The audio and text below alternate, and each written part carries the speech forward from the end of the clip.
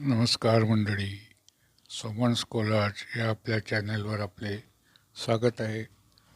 आज मी आपणास अगदी एक आगळेवेगळ्या पुस्तकाचा परिचय करून देणार आहे.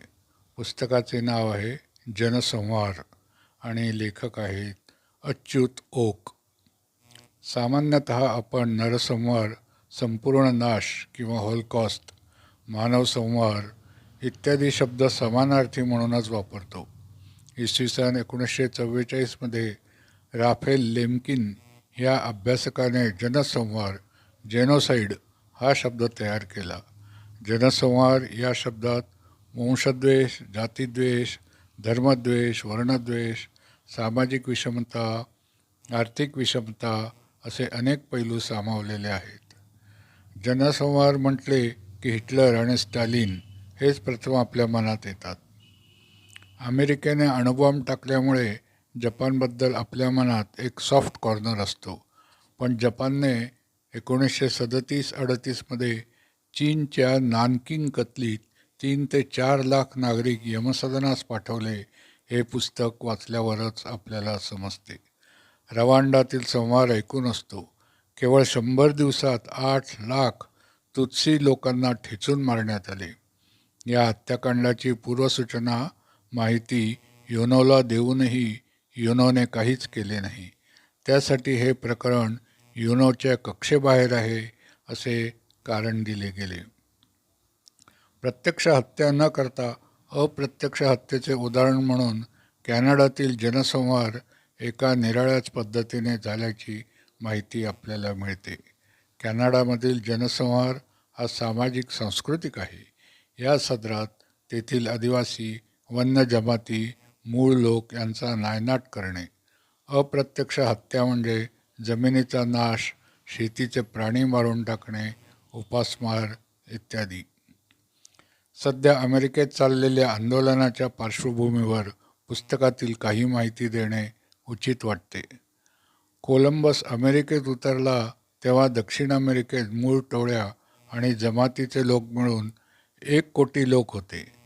ते इसवी सन 1900मध्ये फक्त 3 लाख उरले. उत्तर अमेरिकेत इसवी सन 1500मध्ये मूळ टोळ्या आणि जमातीचे लोक सुमारे 18,94,000 होते. ते इसवी सन 1900मध्ये फक्त 5,30,000 उरले. युरोपियन देशांनी मूळ टोळ्या आणि जमातीच्या लोकांची प्रचंड प्रमाणावर प्रत्यक्ष किंवा अप्रत्यक्षपणे हत्या केली. याचे विस्तृत वर्णन पुस्तकात केले आहे. अशा अनेक मन विषण्ण करणाऱ्या घटना सर्वसामान्यांना अज्ञात असणाऱ्या या पुस्तकात वाचावयास मिळतात. पुस्तकाचा आवाका खूपच मोठा आहे. पहिल्या महायुद्धापासून ते आजपर्यंत काही त्रोटक, काही विस्तृत स्वरूपात जनसंहाराचा आढावा घेतला आहे. त्यासाठी भारत, पाकिस्तान, तुर्कस्तान, चीन, जपान, दक्षिण उत्तर अमेरिका असे विभाग केले आहेत. पुस्तकात केवळ जनसंहाराची माहिती दिलेली नाही, तर त्यावरील उपायांचीही चर्चा शेवटच्या प्रकरणात केली आहे. जनसंहाराविषयी युनोमधील ठराव, युनोतील संवाद व भाषणे, जनसंहाराविरोधात काम करणाऱ्या संस्था, त्यांची उद्दिष्टे इत्यादीचाही पुस्तकात समावेश आहे. जनसंहारासारख्या एक अगदी अनोखा विषय निवडल्याबद्दल लेखकाचे खरोखर अभिनंदन करावेसे वाटते. त्यासाठी लेखकाने केलेला अभ्यास व घेतलेले परिश्रम नक्कीच प्रशंसनीय आहेत. आकडेवारीत हरवलेले पुस्तक असेही एक वर्णन पुस्तकाचे करता येईल. निरनिराळ्या संशोधकांची त्या जनसंहाराविषयीची आकडेवारी दिली आहे. ती वाचूनच आपले डोळे फिरतात, डोके गरगरायला लागते व आपण पुढे जातो. अरब राष्ट्रातील एकाही जनसंहाराचा उल्लेख नाही हे कसे? स्टालिन किंवा हिटलर यांनी केलेल्या संहाराची जबाबदारी आपण त्यांच्यावर टाकू शकतो. पण सामूहिक हत्या होतात किंवा दंगली होतात तेव्हा झुंडीचे मानसशास्त्र निराळे असते. ह्याचेही थोडेफार विवेचन होणे आवश्यक होते असे वाटते.